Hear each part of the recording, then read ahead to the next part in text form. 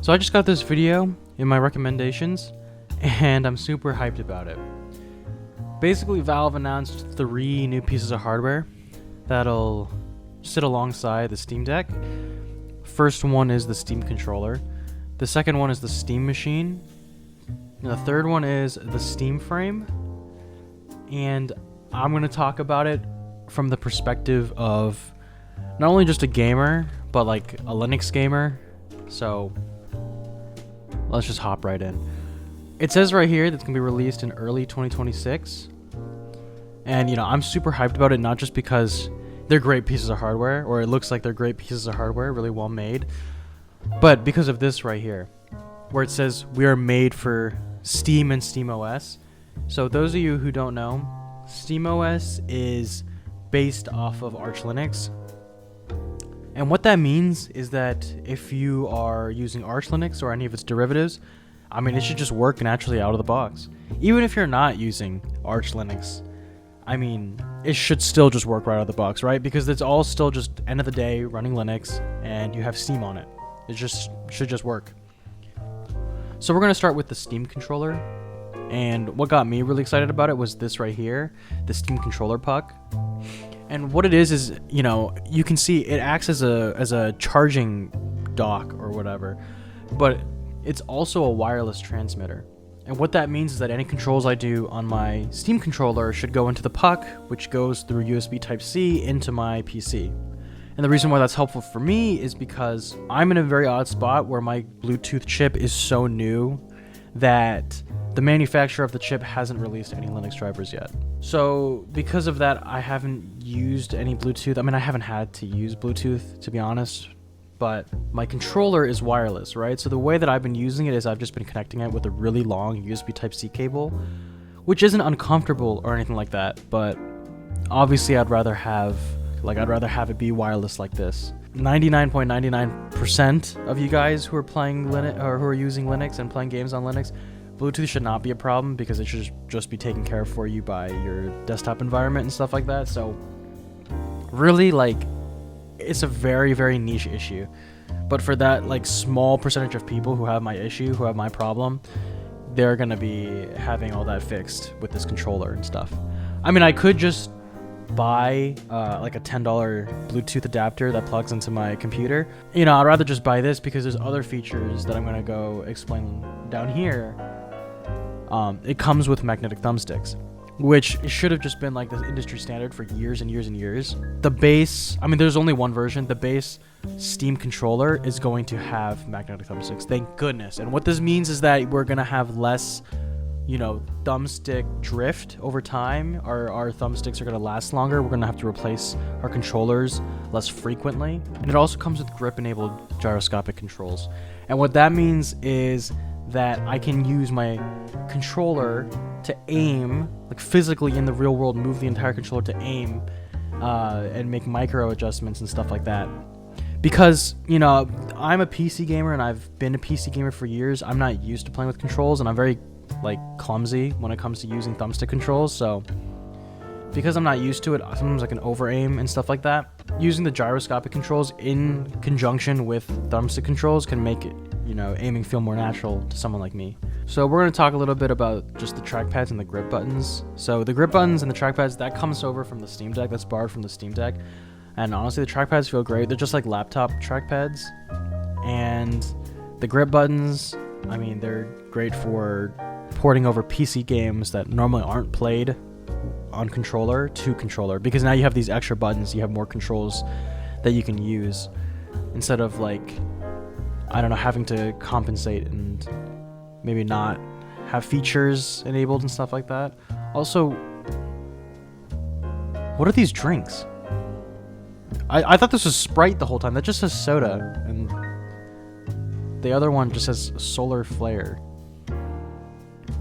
Moving on, we're going to talk about right here Steam Frame, the compatibility that the controller has with Steam Frame. So the Steam Frame should be standalone. It should be able to play its own games because it has a built-in GPU and CPU. And this is great because what this means is you're not tethered down to a PC. You can play these games on the go. What I'm also super hyped about is just the idea, please let me play Assetto Corsa in VR and use the gyroscopic controls to be able to use the... Oh my gosh. Okay. Let me use the controller like a steering wheel and then use the grip buttons on the back like paddle shifters. Please let me do that. Please. Oh my gosh. I want this so bad. Going back to this real quick, I just want to say or point out that they emphasize Linux PC support. So what this means is that the controller natively works, like the drivers and stuff should be native to Linux, which is awesome. And this is because I believe with Xbox controllers, they use like an open source driver that the community has made. It's not like official drivers and stuff like that. And what that means is that if you want to use more specialized or newer controllers, maybe not all the features are implemented yet. And what that means is you're going to have to download the drivers out of Tree or download a package that's the driver or whatever. Like you got to do some extra work to get it to work. You got to do some extra tweaking to get it to work. Sorry. But with this, hopefully, as long as you have Steam installed, it should just work. It should just function. Moving on to the Steam Machine. The Steam Machine is basically just a pre-built PC or console, depending on how you set it up. And I wanted to focus on this part right here, where they mention again that it's focused on SteamOS. This is going to be a reoccurring theme. Everything works with SteamOS, as you'd expect. But, you know, you could just swap out SteamOS for Linux. Anything here that works on SteamOS just works on Linux. And because it's running on Linux, what I'm hoping is that, you know, people are going to be buying this PC and playing games on SteamOS and being like, hey, my games work just fine. Maybe they're going to use the desktop mode. This isn't Windows, but it works just fine. They're going to be more open to the idea with using Linux as a daily driver, just like how the Steam Deck was, you know? When I used the Steam Deck, I was like, hey, this is pretty good. Maybe I could actually use this as a daily driver OS one day in the future, and eventually that day came. I already have a gaming PC, so I'm not gonna, you know, buy one of these Steam machines, but if you're looking to upgrade your existing rig and you don't feel like building, like you've never built your own PC and you want to just stick with pre-builds and stuff like that, this is a perfect choice. I mean, it works both for gaming and right here, for just desktop work. This guy is like developing games or something like that. He has code on one monitor and a 3D modeler on the next. So I mean, it just works with normal software. But I wouldn't expect this to be like top of the line, the most powerful PC out there because, well, it says right here it's cool and quiet. I can't expect top of the line specs and performance out of something that advertises to be cool and quiet because they kind of don't go together. Unless you do some like crazy modifications and stuff like that.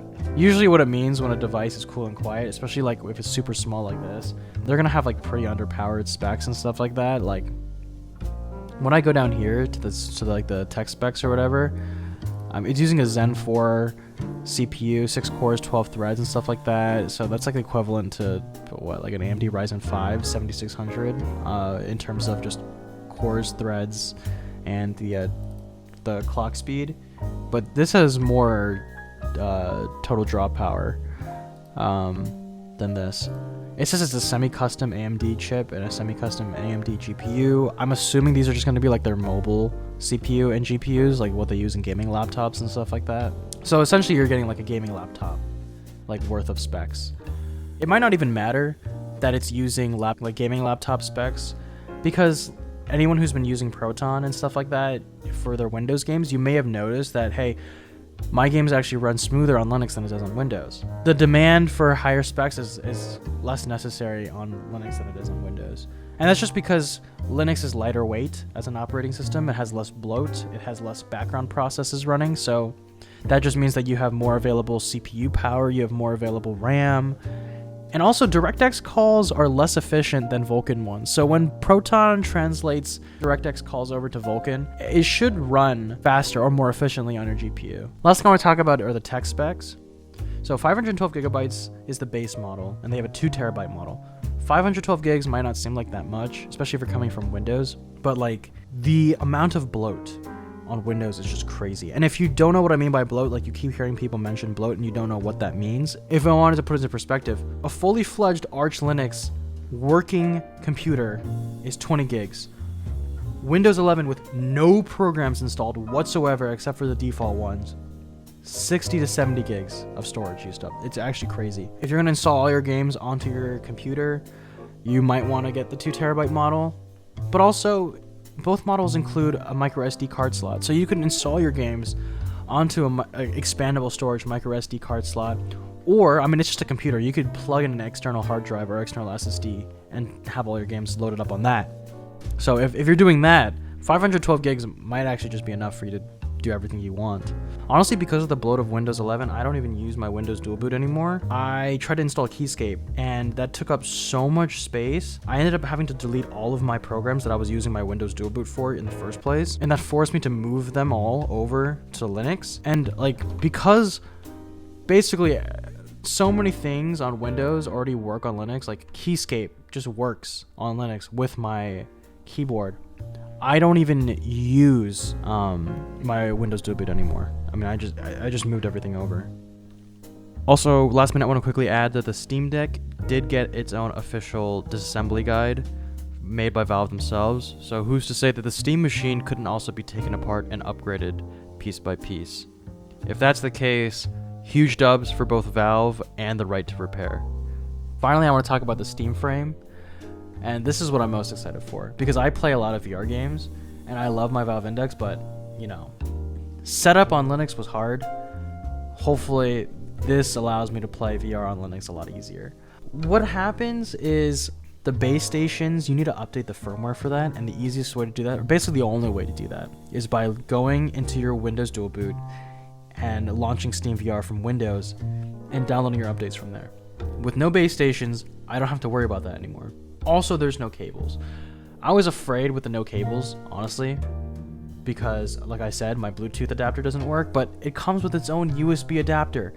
And this right here, pancake lenses, less chromatic aberration, less distortion in your image and stuff like that, less lens flares when you're using VR. I mean, it's awesome. This is what really cemented to me, not only the magnetic thumbsticks, but this is what really cemented to me that the people who are designing this, either they really listen to gamers and their inputs, or they actually like play games themselves. This is also going to be cheaper. I think it's rumored that this is going to be less cost than the original Valve Index, like the full set. And the full set was $1,000. So this is, if the Steam Frame is going to be less than $1,000, I'm not going to expect it to have top of the line. But this is still pretty good, you know, 2160 by 2160 per eye, with like up to 144 hertz refresh rate and up to 110 degrees. It's pretty good still. Obviously, there's better out there for like thousands and thousands of dollars. Like they might have OLED instead of LCD and stuff like that. But still, this is less than $1,000. It's pretty light. It works with Linux. It runs on Linux. As a Linux gamer, all of this has been great news. You know, even if you're not gonna be buying any of this stuff, if you play and game on Linux, should all still be good news to you, because more people using these products means that more people are gonna be using Linux machines. And, you know, more people using Linux machines, that means that game developers are gonna have to start making games that are suitable and are compatible with Linux. This means that manufacturers of hardware, even if you're not going to end up getting this headset right here, maybe other people who are developing VR headsets, head-mounted displays, are going to have to start making VR headsets that are compatible with Linux, because maybe some people have a Steam machine at home. You know, just from the perspective of a Linux gamer, this has all been great news. And I'm so excited to have these in my hands one day. Yeah, that's about it.